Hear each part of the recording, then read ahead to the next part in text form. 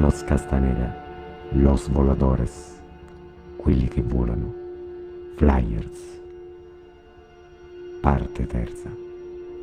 I testi sono tratti dal romanzo di Castaneda, Il lato attivo dell'infinito, capitolo 16, Ombre di fango. Attenzione!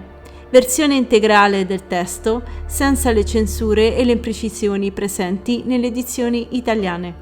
La traduzione di questo video è tratta direttamente dalle edizioni inglese e spagnola. Alla fine del video troverete una breve analisi del testo e il nostro commento. Questo predatore, che ovviamente è un essere inorganico, non è completamente invisibile per noi come lo sono altri esseri inorganici. Penso che da bambino li vediamo e decidiamo che sono così terrificanti che non vogliamo pensarci. I bambini potrebbero, ovviamente, decidere di concentrarsi su quella visione, ma tutti intorno a loro li scoraggiano dal farlo. L'unica alternativa rimasta all'umanità è la disciplina. La disciplina è l'unico repellente. Ma per disciplina non intendo routine ardue. Non sto parlando di alzarsi alle 5:30 ogni mattina e farsi il bagno nell'acqua gelata finché non diventi blu.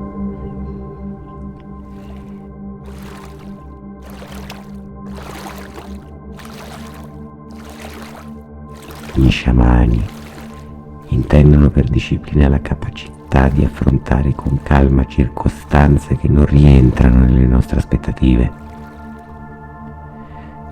Per loro la disciplina è un'arte, l'arte di affrontare l'infinito senza esitazione, non perché siano forti e tenaci, ma perché pieni di stupore.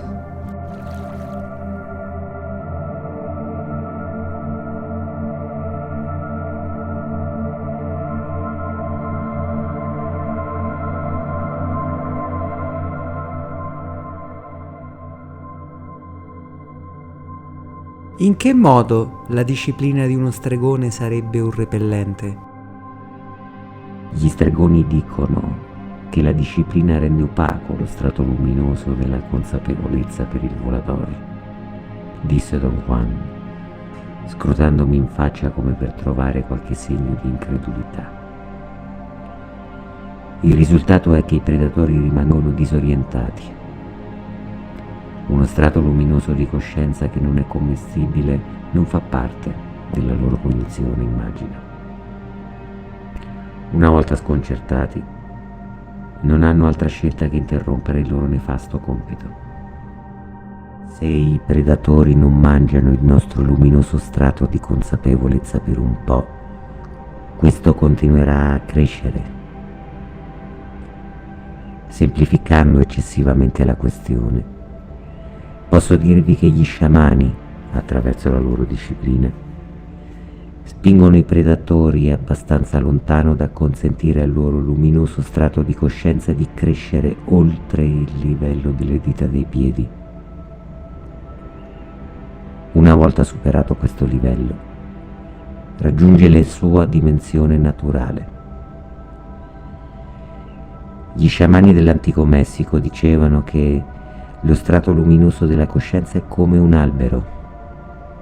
Se non viene potato, raggiunge le dimensioni e la massa naturali.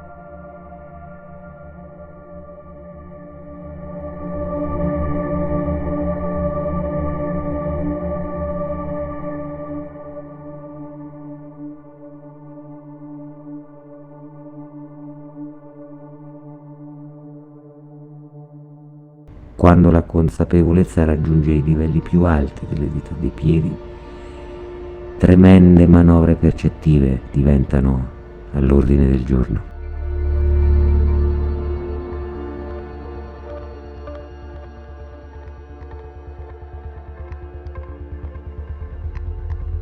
Il grande trucco di quegli sciamani dei tempi antichi, continuò Don Juan, era di sovraccaricare la mente del volador con la disciplina.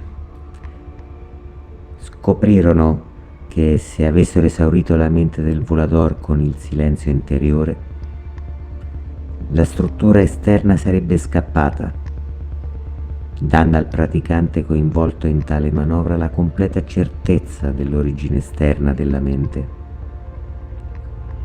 L'installazione straniera ritorna, ve lo assicuro, ma non con la stessa forza, e inizia un processo in cui la fuga dalla mente del volador diventa routine, fino a quando un giorno scompare definitivamente.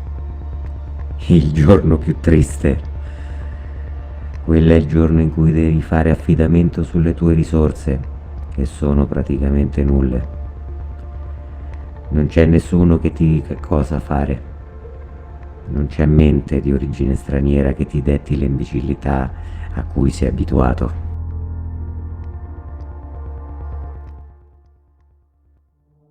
Il mio maestro, il Nagual Julian, avvertì tutti i suoi discepoli, continuò Don Juan, che questo era il giorno più duro nella vita di uno sciamano, perché la vera mente che ci appartiene, la somma di tutte le nostre esperienze, dopo una vita di dominio è diventata timida, insicura ed evasiva.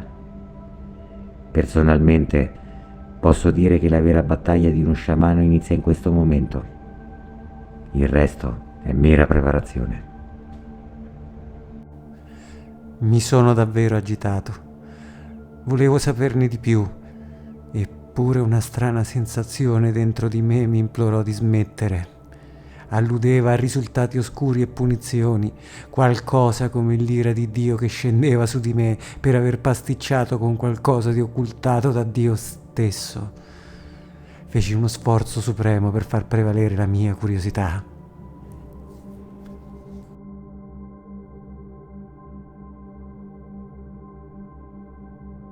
Che cosa vuoi dire, esaurendo la mente del volador? La disciplina esaurisce definitivamente la mente estranea. Quindi, attraverso la loro disciplina, gli sciamani si sbarazzano dell'installazione estranea. Sono stato sopraffatto dalle sue affermazioni. O Don Juan era davvero pazzo, o quello che mi stava dicendo era così sorprendente che ero completamente congelato. Ho notato, tuttavia, quanto velocemente ho raccolto l'energia per negare tutto. Dopo un momento di panico cominciai a ridere, come se Don Juan mi avesse raccontato una barzelletta. Mi sono persino sentito dire: Don Juan, sei incorreggibile. Don Juan sembrava capire tutto quello che mi stava accadendo. Scosse la testa da una parte e dall'altra e alzò gli occhi al cielo, in un gesto di finta disperazione. Sono così incorreggibile che darò alla mente del volador che porti dentro di te un sussulto in più.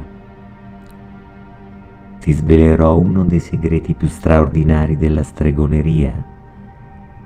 Ti descriverò una scoperta che gli sciamani hanno impiegato migliaia di anni per verificare e consolidare. Mi guardò e sorrise malizioso. Don Juan mi scrutò dalla testa ai piedi. Temi l'ira di Dio, vero? Stai calmo, non è la tua paura. È la paura del volador che sa che farai esattamente come ti dicono. Le sue parole non mi calmarono affatto. Mi sentii peggio. Cominciai ad avere le convulsioni involontariamente, senza poterlo evitare. Non preoccuparti, disse Don Juan con calma. So per certo che quegli attacchi si estingueranno il prima possibile. La mente del volador non ha concentrazione alcuna. Dopo un momento, tutto si fermò come aveva previsto Don Juan. Dire ancora che sono stato sopraffatto è un eufemismo. Questa era la prima volta nella mia vita, con o senza Don Juan, che non sapevo se muovermi o stare fermo. Volevo alzarmi dalla sedia e attraversare la stanza, ma ero spaventato a morte. Ero pieno di affermazioni razionali e allo stesso tempo pieno di paura infantile. Ho cominciato a respirare profondamente mentre il sudore freddo ricopriva tutto il mio corpo. In qualche modo una visione orrenda si era scatenata sopra di me. Ombre nere e fugaci che saltavano intorno a me ovunque io guardassi. Chiusi gli occhi e appoggiai la testa al bracciolo della poltrona. Non so dove guardare, Don Juan. Stanotte mi hai davvero confuso. Sei lacerato da una lotta interna, disse Don Juan. Nel profondo sai che non sei in grado di rifiutare l'accordo sul fatto che una parte indispensabile di te, il tuo splendente strato di consapevolezza, servirà da cibo incomprensibile per entità naturalmente incomprensibili. E un'altra parte di te si opporrà a questa situazione con tutte le sue forze. La rivoluzione degli sciamani, proseguì, è che si rifiutano di onorare accordi a cui non hanno partecipato. Nessuno mi ha chiesto se acconsentivo a farmi mangiare da esseri di un altro tipo di coscienza. I miei genitori mi hanno portato in questo mondo per farmi mangiare proprio come loro. Fine della storia. Don Juan si alzò dalla sedia e allungò le braccia e le gambe. Siamo seduti qui da ore. È ora di entrare in casa. Sto andando a mangiare. Vuoi mangiare con me? Gli dissi di no. Il mio stomaco stava ribollendo. Meglio se vai a dormire. Il bombardamento ti ha devastato. Non avevo bisogno che lui insistesse. Crollai sul letto e mi addormentai come un sasso. Di nuovo a casa, con il passare del tempo, l'idea dei Voladores diventò una delle principali fissazioni della mia vita. Arrivai a pensare che Don Juan avesse assolutamente ragione. Non importa quanto ci si provasse, non si poteva rifiutare la sua logica. Più ci pensavo e più mi osservavo e parlavo con i miei simili, più intensa era la convinzione che qualcosa ci impedisse qualsiasi attività o iterazione o pensiero che non avesse come punto focale il se stesso. La mia preoccupazione, come quella di chiunque conoscessi o con cui parlassi, era se stesso. Poiché non riuscivo a trovare una spiegazione per tale omogeneità universale, conclusi che la linea di pensiero di Don Juan era la più appropriata per chiarire il fenomeno. Mi immersi il più possibile nella lettura di miti e leggende. Durante la lettura sperimentai qualcosa che non avevo mai provato prima. Ogni libro che leggevo era un'interpretazione di miti e leggende. In ognuno di questi libri era evidente una mente omogenea. Gli stili differivano, ma la spinta dietro le parole era costantemente la stessa. Nonostante l'argomento fosse astratto come il mito o la leggenda, gli autori riuscivano sempre a tessere all'interno affermazioni su se stessi. L'impulso comune dietro ciascuno di questi libri non era il tema dichiarato, era invece fare un servizio a se stessi. Non me ne ero mai reso conto prima. Attribuii la mia reazione all'influenza di Don Juan. La domanda inevitabile che mi posi fu: Don Juan mi sta influenzando a vederla in questo modo o c'è davvero una mente estranea che ci detta tutto ciò che facciamo? Virai di nuovo con forza a negare e passai come un matto dal rifiuto all'accettazione al rifiuto. Qualcosa in me sapeva che Don Juan voleva arrivare a un fatto energetico, ma qualche cosa di altrettanto importante in me sapeva che erano tutte sciocchezze. Il risultato finale della mia lotta interiore arrivò sotto forma di un presentimento, la sensazione che qualcosa di pericoloso e imminente si stesse avvicinando. Feci molti studi antropologici sul tema dei voladores in altre culture, ma non trovai riferimenti. Don Juan sembrava essere l'unica fonte di informazioni sull'argomento. Non appena lo rividi, gli parlai subito dei voladores. Ho fatto del mio meglio per essere razionale, ma non posso. Ci sono momenti in cui sono totalmente d'accordo con te sui predatori. Concentra la tua attenzione sulle ombre fugaci che puoi vedere, disse Don Juan con un sorriso.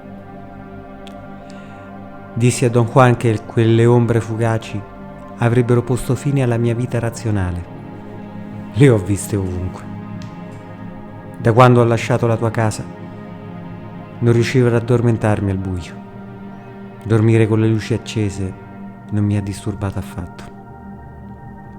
Tuttavia, non appena le ho spente, tutto intorno a me ha iniziato a saltare. Non ho mai visto figure o forme complete. Tutto ciò che vedevo erano ombre nere e fugaci. La mente del volador non ti ha lasciato. È stata gravemente ferita. Sta facendo del suo meglio per ripristinare la sua relazione con te. Ma qualcosa in te è stato rotto per sempre. Il volador lo sa. Il vero pericolo è che la mente del volador possa batterti, sfinirti e costringerti a rinunciare a giocare con la contraddizione tra ciò che ti dice e ciò che ti dico. Te lo dico io. La mente del volador non ha concorrenti. Quando propone qualcosa è d'accordo con la sua stessa proposta e ti fa credere di aver fatto qualcosa di valore. La mente del volador ti dirà che ciò che ti sta dicendo Don Juan Matus è pura sciocchezza, e quindi la stessa mente sarà d'accordo con la sua stessa proposta.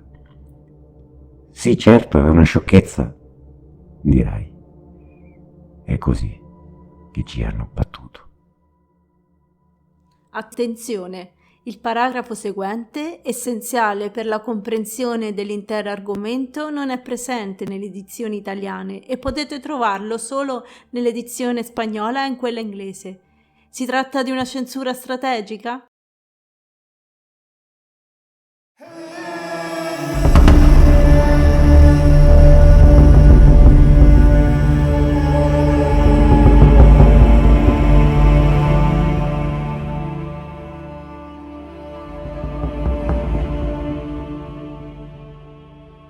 I voladores sono una parte essenziale dell'universo e devono essere presi per quello che sono veramente: incredibili, mostruosi.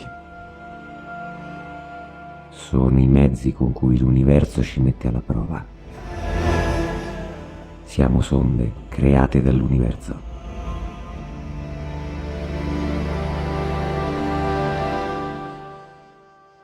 Continuò, come se io non fossi presente.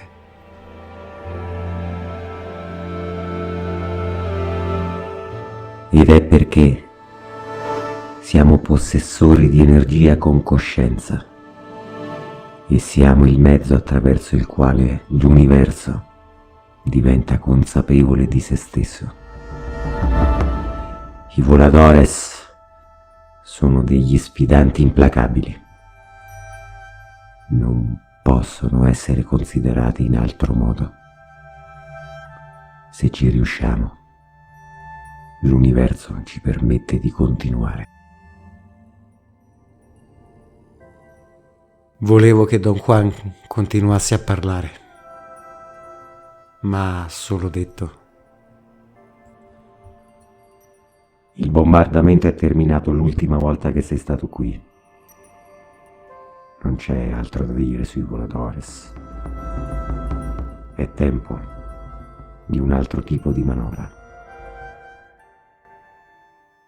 Salve, guerrieri! Io sono Marisha, una degli amministratori della pagina Facebook Carlos Castaneda Naguales.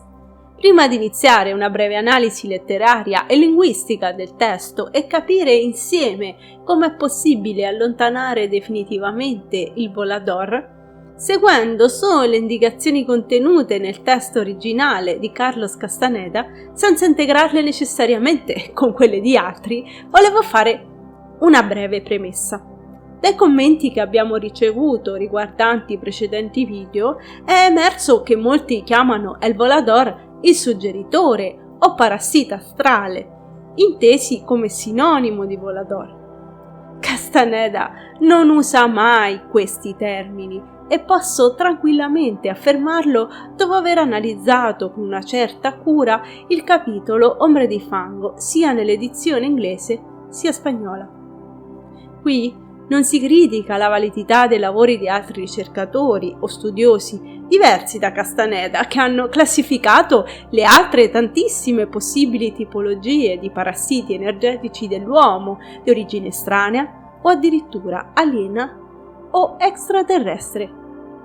E non cito i nomi di nessuno perché non è questa la sede giusta. E chiedo di fare lo stesso nei commenti sotto al video, cioè attenersi esclusivamente al testo tradotto senza mischiare argomentazioni proposte da altri autori. Inoltre, la scelta lessicale è importante, in alcuni casi si rischia il fraintendimento dell'intero argomento e in quelli più gravi la manipolazione direzionata verso fini esclusivamente personali. Qui, invece, lo scopo è di indicare con precisa aderenza quali sono le caratteristiche di questo tipo di predatore, come descritto esclusivamente da Castaneda. Tra l'altro, Don Juan definisce il Volador sempre predatore e mai parassita.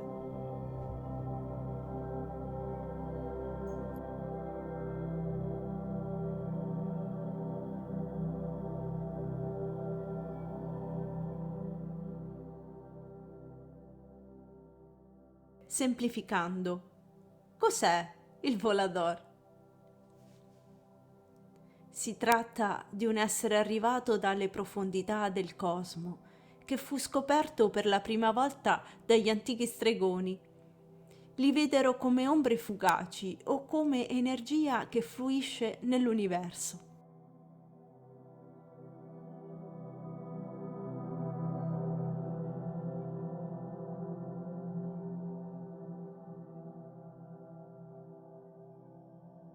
Cosa fanno i Voladores all'uomo?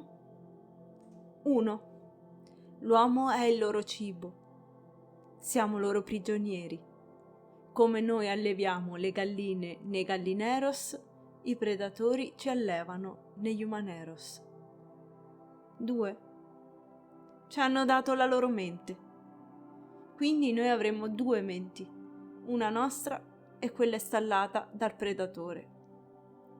Non ci suggerisce semplicemente all'orecchio mentre dormiamo. 3. Si nutrono della patina luminosa di consapevolezza dell'uomo, facendoci fare delle fiammate, inducendoci spietatamente a preoccuparci per delle banalità. La patina è ridotta al livello della punta dei piedi e questo ci tiene a malapena in vita. Questo continuo processo ci impedisce di svilupparci totalmente, come un albero che viene continuamente potato. 4. Carlos ribadisce di non trovare nulla di comparabile a quanto descritto da Don Juan nei libri di miti e leggende a sua disposizione e in quelli di antropologia. Passiamo a una breve analisi del testo. In questa terza parte non ho trovato grosse divergenze di traduzione con le edizioni italiane. Grave invece la totale mancanza di un paragrafo chiave, come abbiamo già indicato all'interno del video. Ma andiamo con ordine. Per loro la disciplina è un'arte, l'arte di affrontare l'infinito senza esitazione, non perché siano forti e tenaci, ma perché pieni di stupore. Asombro, che vuol dire letteralmente stupore, nella vecchia edizione Rizzoli che noi abbiamo è tradotto come timore reverenziale. Ora, è difficile stabilire per noi cosa sia lo stato mentale dello stupore, inteso come era per gli antichi sciamani, ma certamente non erano tipi da avere timore e tantomeno reverenziale. Nel testo spagnolo il volador è indicato come foraneo, ripetuto parecchie volte, che vuol dire estraneo di origine esterna, straniero. In questo caso è la mente del volador che risulta essere estranea nel momento in cui si riesce a scacciarla. In italiano, per dare più enfasi, è stato tradotto con l'abusato termine alieno, che subito siamo addestrati ad associare all'UFO, ingranaggi e bulloni, che qui è totalmente fuori contesto e fuorviante. E ovviamente las imbecilidades, considerato troppo volgare dal traduttore, è stato reso con le stupidaggini. Apriamo anche qui una breve parentesi. In tutti i volumi di Castaneda, nelle traduzioni italiane fatte soprattutto negli anni delle prime uscite, il turpiloquio esplicito di Don Juan Gennaro, abilmente utilizzato ai fini dell'apprendimento dell'allievo, è stato bellamente censurato. Per esempio, i più aggressivi daranno una pedata nel culo diventa un semplice ti picchieranno. Allora, si può ipotizzare che la scelta della casa editrice di spurgare le parolacce potrebbe essere dovuta al target al quale avevano intenzione di rivolgere e vendere la pubblicazione. Molte tendenze religiose ed esoteriche preminenti in Italia si basano sulla dualità di bene e male. Dualità che Don Juan non accetta. Lo potete trovare per esempio nell'isola del Tonal. In questo caso è come se si fosse tolto lo sporco, il male, per rendere altisonante Don Juan e farlo apparire come un vecchio saggio, un guru, una specie di profeta bonario e rassicurante.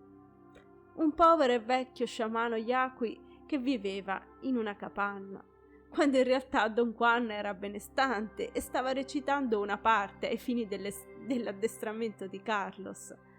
Ma a questo lo spiegheremo in un altro video.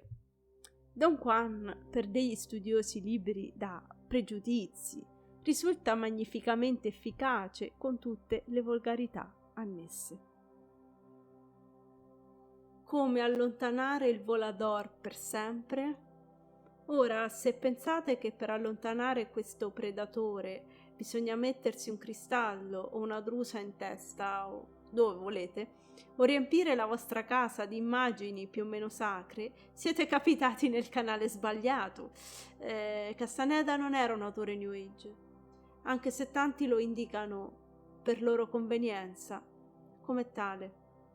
Lo ha dichiarato in varie interviste. Don Juan ci dice che i voladores non si possono distruggere. Non ci sono preghiere o rituali da recitare per allontanarli e non c'è nessuno da invocare che ci verrà a salvare. Molte credenze infatti sarebbero un'invenzione stessa del volador. E a un certo punto, per schernire Carlos, Don Juan gli chiede ironicamente: «Temi l'ira di Dio?» Questo dovrebbe far riflettere sulla vera natura di molti dei sensi di colpa che noi proviamo fin da bambini e che infine ci rendono ciechi di fronte all'evidenza. Don Juan ci dice che l'unica alternativa per l'umanità è la disciplina. La disciplina risulta essere l'unico repellente.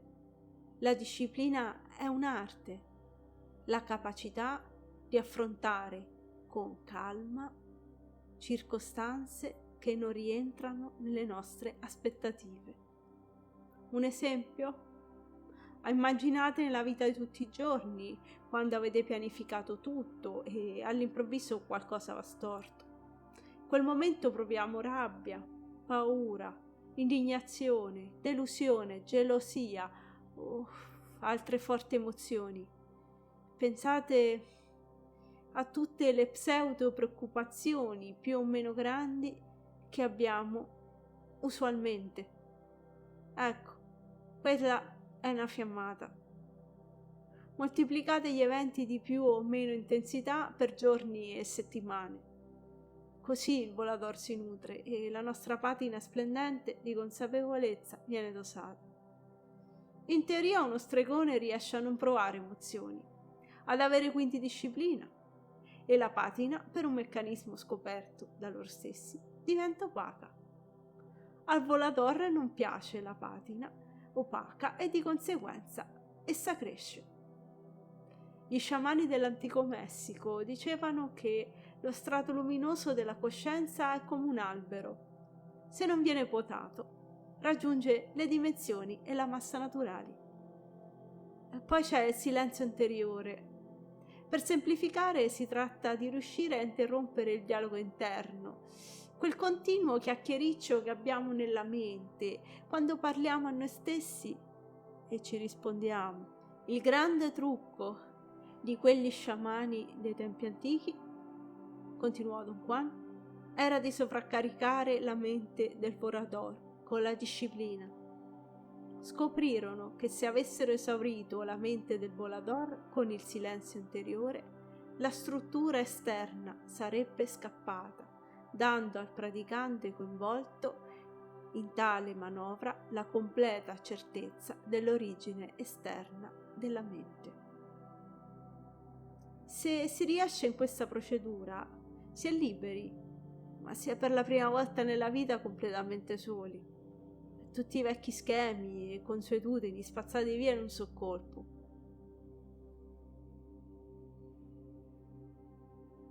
Amici, parenti, il Natale e tutte le ricorrenze a cui siamo stati abituati ad avere attaccamento, e immaginate anche che la figura materna e paterna perdano di consistenza.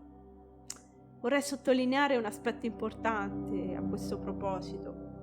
Un altro modo per allontanare il volador è togliergli l'assenso. Infatti l'assenso è stato dato dai nostri genitori a posto nostro. Don Juan dice: la rivoluzione degli sciamani, proseguì, è che si rifiutano di onorare accordi a cui non hanno partecipato. Nessuno mi ha chiesto se consentivo a farmi mangiare da esseri di un altro tipo di coscienza. I miei genitori mi hanno portato in questo mondo per farmi mangiare, proprio come loro. Fine della storia.